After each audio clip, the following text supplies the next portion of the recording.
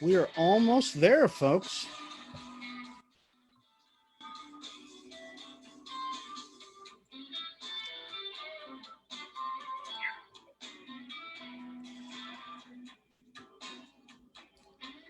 Hey, and welcome everybody to Black Success Magazine podcast. I'm your host, Sherman Ray. Come to you Monday through Friday, 8:30 to about 9 o'clock. And this week on the show, we've got a special guest. Joe Cato is going to be on the show today. But before we introduce Joe, let's do a little bit of, a little bit of house cleaning, I guess. And we're going to share this. I'm going to take just 1 minute, Joe. We're going to share this over to a couple of other pages here.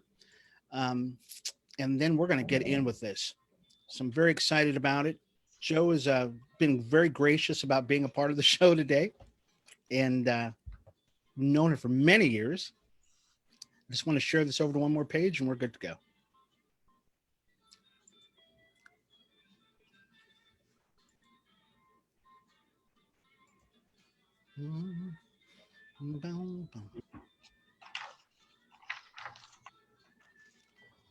All right, there we go. All right. And folks, once again, welcome to the show, the Sherman Ray Black Success Magazine, the podcast. For those of you, this might be your first time actually even seeing the show.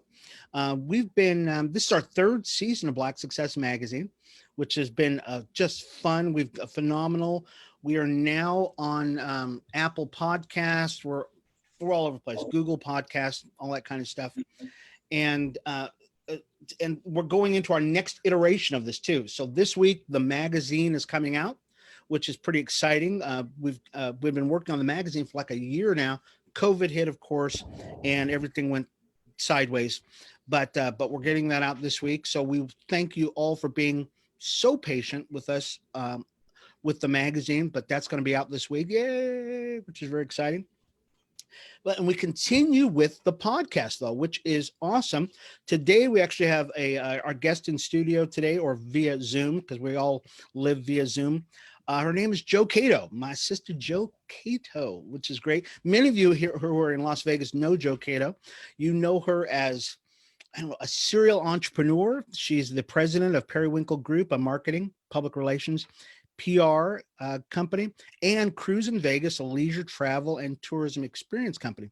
Joe was named two-time Entrepreneur of the Year by NABO, which is the National Association of Women Business Owners, and Silver State Awards, respectively. So she's a two-time winner on that.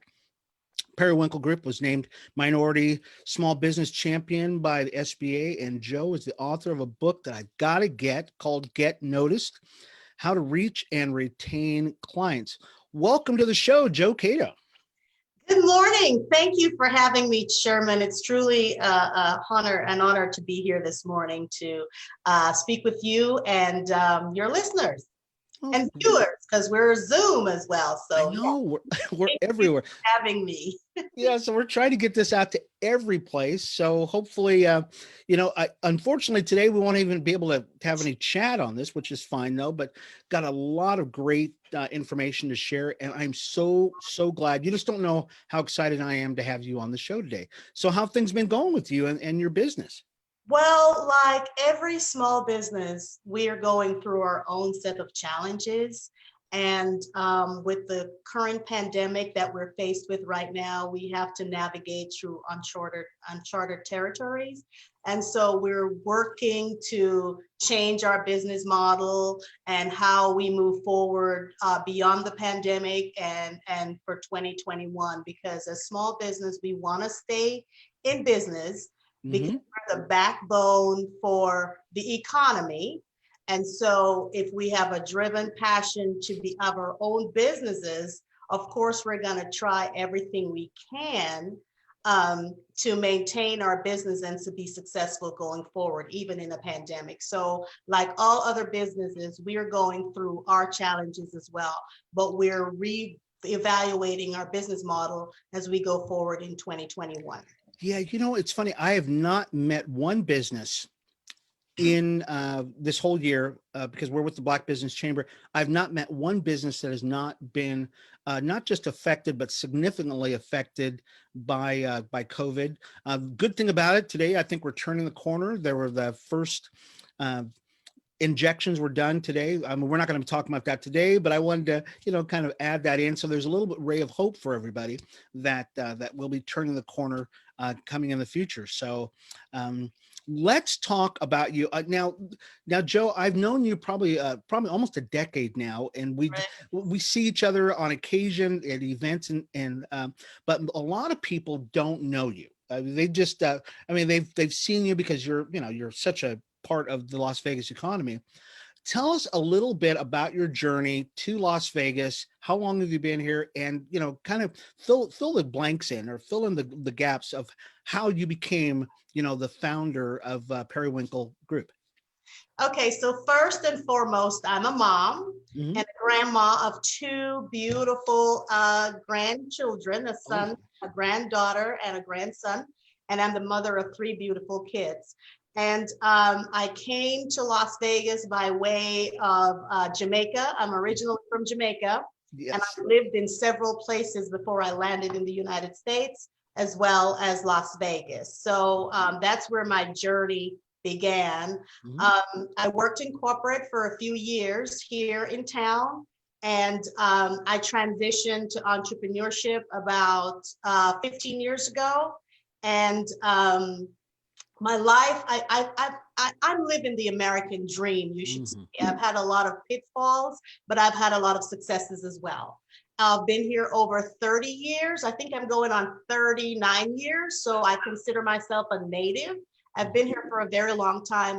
And the motto for me is this state has been really gracious to me and my family. And so whatever I can do in terms of a community advocacy, as well as a small business owner, I do that because this is where I live. I live in North Las Vegas, my community of choice. And I think it's the best community in the whole state, but that's just okay. Me. And I just do what I can to be successful and to lift people along with me along the journey. And so that's just Joe Cato. If you know me, you know how passionate I am. If you don't know me, this is an opportunity to get to know me. Yeah. And so Joe and I are fellow Jamaicans. So my family's all from Jamaica. I still have tons of family there. Do you ever get a chance to go back to Jamaica at all? I have gone back a few times, but my mom goes back every year, and she's having a very hard time this year. She hasn't been able to travel this year because of the pandemic, but I've gone back a few times, but not a lot. I find that I've been visiting other countries to get that experience, to see what other cultures are like. But after the pandemic, definitely I'm going back to Jamaica. Yes. To kind of regroup. Sure. So Joe, many people from Jamaica come to the United States and become entrepreneurs. And I know tons of them out there. Was there always that spark of entrepreneurialism was it in your family? Was it something that you had always aspired to? Yeah, my grandma Kate owned a shop. So I'm from a village in Jamaica. So I'm not a city girl. I'm from the mountains, the Blue Mountains of Mount James. So I grew up in the mountains. So my grandma had a shop in the village, and we lived in the center of the village. And seeing her managing her grocery store and serving the entire community, I knew from a very early age that I wanted to be an entrepreneur, because my grandma, she had everything, right? So I wanted to have that as well. And so she encouraged us, to be our own business owners from an early age. And through life, working with different entities and corporations, you pick up all the nuts and bolts. So when it was time for me to branch off and start my own business, I was ready. Yeah. And for those of you who've never seen have never seen the villages in Jamaica. Now, this is the proving ground. So if your village was like the village my family came from Mile Gully. So we're Mandeville area, so we're the middle of the island. You go to these villages and they are small villages. So if for you to be prosperous in those villages, you've got to have a real work ethic. So that sounds to me like that's something that translated to you, because you're one of the hardest working women in the Las Vegas area. And for you and I think the description of yourself as a serial entrepreneur is fitting from somebody from Jamaica who Yes. learned how to be an entrepreneur in Jamaica. You know, it's just I love the story. I love it. Yes. So you wrote a book, Yes. and it's called Get Noticed. Tell me a little bit about that book. So in 2008, when the economy tanked, and we provided marketing and public relations services to a lot of small businesses. And when the market tanked, we found, with the bubble busted back then, and I had 7 employees at the time, and I had to lay off every last one. And so I became sole business owner in 2008, 2009. And we found that a lot of small businesses wanted to stay in business, but they just didn't have the money to hire a marketing or PR firm to assist them to navigate the waters back then. So I thought about, what can I do to sustain my business, generate dollars, as well as help small businesses. So I wrote a book, Get Noticed: How to Reach and Retain Clients. It's a do-it-yourself book on how to develop marketing strategy. And a part of the book is how to write press releases, how to get the media to take notice of your business. So it was a do-it-yourself marketing and PR manual that I wrote. It went on Amazon and it became a bestseller within 18 months, because a lot of people across the country were purchasing that book, because during that time they couldn't hire us as practitioners. So they went ahead and bought the book. And from the sale of that book, what happened was a lot of those same clients who also, it had worksheets, how to write a press release, it had templates and things like that. The same people reached out to my company within a year or maybe 2 years and became clients of ours from utilizing our book. So here we are again, years later, in 2020, and we're again faced with a pandemic. Now, what is Joe Cato and Periwinkle Media going to do this time to pivot into the new, post-COVID? So here we are again. So we've been through it before. We came through it, and we're back in it again. So it's just that it's a cycle, but you just have to be prepared to navigate the waters and determine what's best for your company in going forward, because you have to change the way you do business now in order to be successful 2021 and beyond.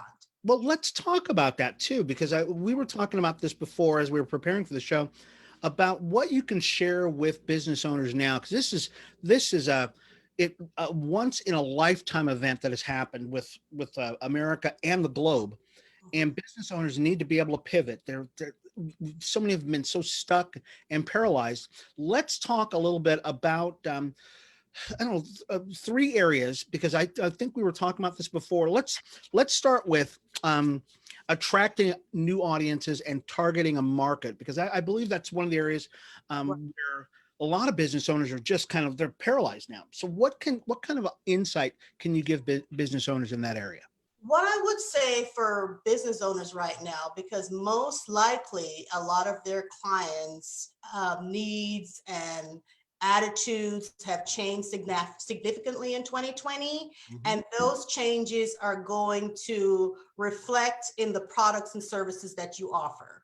And so I would suggest to small businesses to pivot to a new audience and target market. So right now, a lot of things are social media based. Reevaluate your company to say, what products am I offering now? What services am I offering now that I can use, that I can target new audience and a target market. So if you're selling, say you do baskets and things like that, that's an example. You do baskets, and you know that the holiday is coming up, and a lot of people have been doing Zooms over the past 8 months. Yes. So what you can do is reach out to businesses that you know, all businesses are doing Zoom. We're on Zoom right now. And so for those companies, you reach out to them and say, hey, why not have a basket party at the end of the year for your employees where you deliver baskets to all the employees' homes? Mm-hmm. And then you have a party, you open the baskets or a gift exchange or whatever. And so do creative things like that to attract to your same products that you're selling, Sure. but you're attracting a new audience by providing a new method of engaging your clients. So those are some of that's one of the things that you can do. Mm-hmm. Always look at attracting a new audience. Say, for example, my company, I have a second company, Cruise in Vegas, and we're a leisure travel industry company. And pedicabs, we book experiences and stuff like that. When the economy shut down, our business came to a halt. And because we're an experience company, what we did, we pivoted and we started selling PPP packages for the business travelers that are still traveling. So we created grab and go vending where you can purchase your mask, your sanitizer, all in a package, FDA approved. You put it in your luggage and you travel. So we had to pivot to figure out, now we can sell leisure travel. Now we can book a pedicab, downtown Las Vegas, but we sure can sell masks for people that are traveling. And so we had to pivot to do that. So you have to evaluate what you're doing and then think about the next step. And the good thing is that you're already in the business, so the startup cost is not phenomenal. Yeah. So you already have your inventory, you already provide professional services, so you can use that talent and the inventory that you already have to pivot into something else. Yeah. And Joe, what I'm hearing you saying also is that you don't have to recreate the whole new wheel. No. You can actually use a part of what you're already doing and say, okay, how can I reconfigure this a little bit to and still stay in the game? It's already information you already know. Because I think a lot of business owners just are thinking, well, what do I do now? I have to shut my doors completely and find something else to do. But you're saying you really don't have to do that. You really don't. If you're a restaurant, you can do catering. Yeah. Right? There you go. Sure. You have the curbside pickup. You have so many platforms that you can have delivery service. Or if you are an Uber driver, you could probably look into the possibility of providing delivery services. Just look into each jurisdiction that your business is licensed to see what the ordinances are and what the business license requirements are. If you wanted to change to say, you have some small businesses that really want to deliver, but they can't deliver because it's cost prohibitive when you think about the other social platforms and the fees associated with it. So you could look at possibly being a private delivery company and just make sure that your licenses are intact. Reach out to these small businesses to say, hey, I can do deliveries for you, and this is what it's going to cost you in comparison to the big boys that are charging whatever fees they're charging for these mom and pop companies. And so those are opportunities too that you could look at in terms of expanding your business and staying afloat during these turbulent times.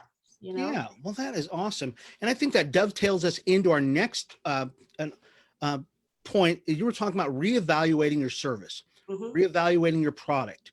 And really, I think it's all together, isn't it? Where you're saying to yourself, okay, I'm sitting down, I've got a business that sells mice, So instead of saying, okay, this is what I've been using it for like the last 10 years, now you're saying, no, let's reevaluate that. Oh, there's another side of that mouse now, and let's start looking at that. Can you talk about that just a little bit more?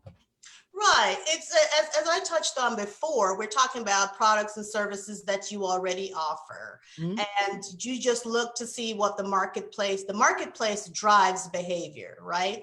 And so you just look at what's driving behavior right now and see the products and services that you currently offer, how you can activate that product and the services that you offer right now into that marketplace. So you have to do, you don't have to be experienced researchers, because you can just put a sentence in Google and I can tell you there's a million other people that ask the same question in probably various forms, and you can get information from there and do your research to see what's driving the market based on the products and services that I offer right now.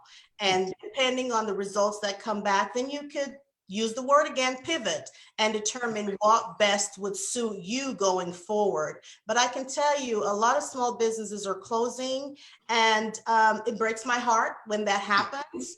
But I think for those of us that are going to weather the storm, if we just hunker down and just look at what we have right now and what products and services we're offering and what we could possibly do with that, probably collaboration is a really big thing too.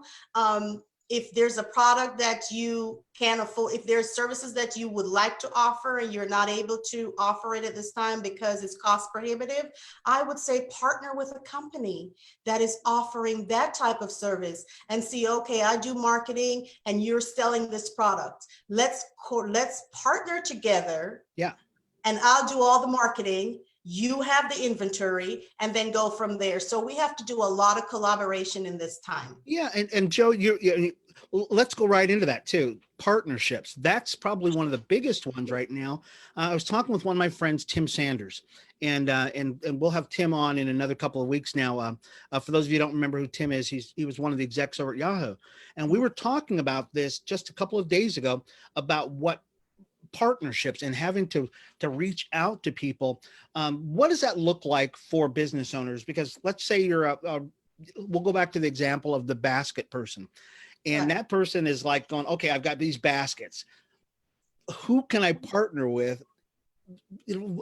Help that person out right now. How are they going to do that? Okay, so a person who designs basket, because you have to have the creativity to do that. Trust me, I've tried baskets and I can tell you it looks nothing like my friend Monica over at the Signature Suite, because she's the best. But so a person that does basket could possibly partner with, say, a home developer, say a person that builds home, because even though the market is where it is right now, people are still purchasing home.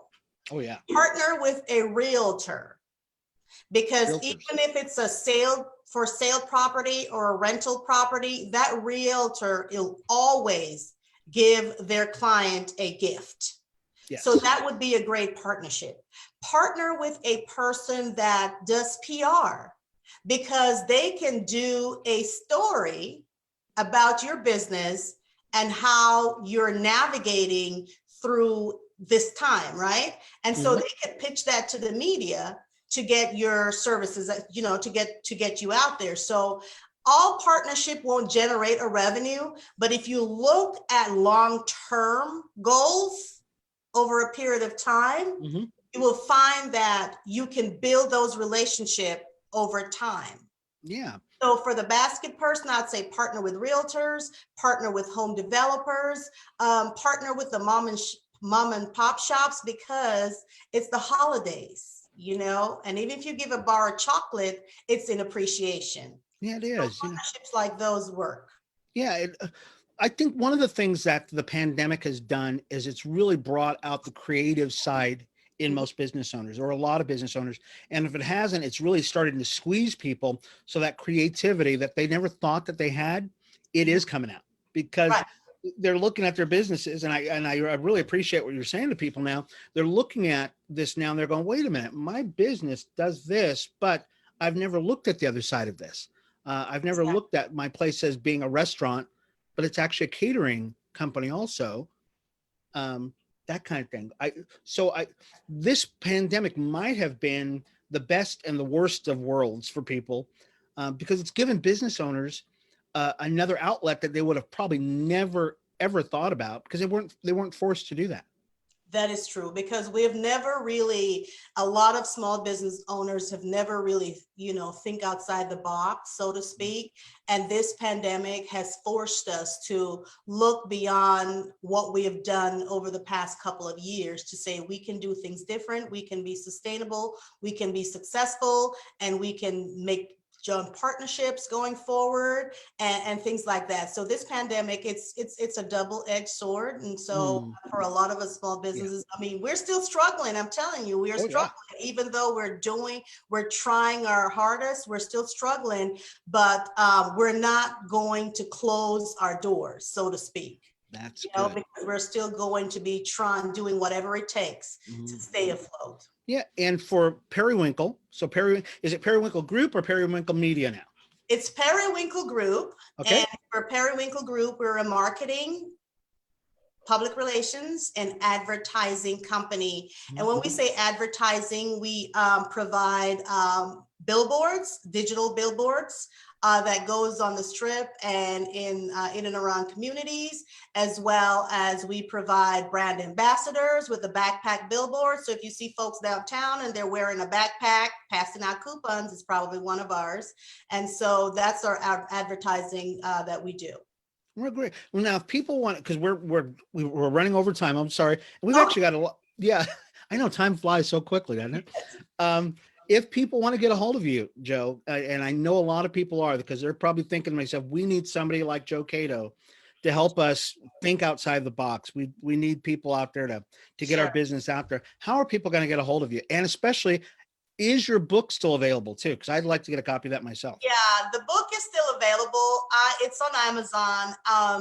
I can be reached on social media. I'm all over social media. So Joe Cato, I am on Facebook, Twitter, and Instagram. And I recently landed in the Clubhouse. That's a new platform, and I'm really enjoying it. Okay. And so I am available. I'm all over social media. Joe Cato. If you Google me, I'm right there. Or the good old fashioned way, Joe Cato at periwinklegroup.com or 702-743-7087. That's right. I'd love to talk to your audience. Yes. Yeah, no, Joe Cato. I'll tell you, it's been a pleasure. It really is. I just, I love this woman. We're both Jamaicans, and she's such a creative spirit that it's infectious. So I hope you've enjoyed her also too. So Joe, we will see you again. Is there anything else you wanted to leave everybody with before you signed off?